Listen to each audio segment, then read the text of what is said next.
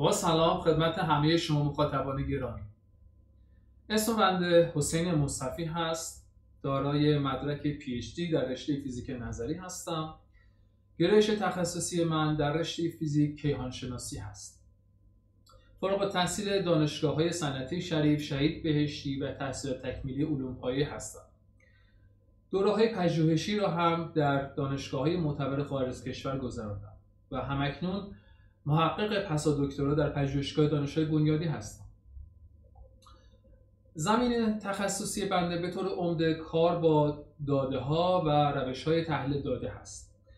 عمده کارهای پژوهشی من با استفاده از روش‌های تحلیل داده، روش‌های مختلف محاسباتی، برنامه‌نویسی‌های پیشرفته و شبیه‌سازی‌هایی بوده که انجام شد.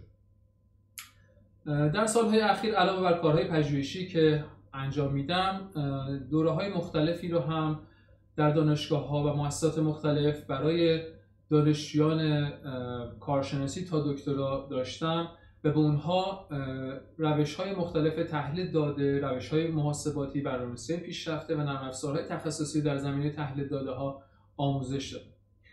امیدوارم که بتونم در دوره‌های آتی که با هم خواهیم داشت مطالب مفیدی رو به شما عزیزان آموزش بدم که در کارهای پژوهشیتون و پایان نامه‌هاتون مفید باشه و ازشون استفاده کنید.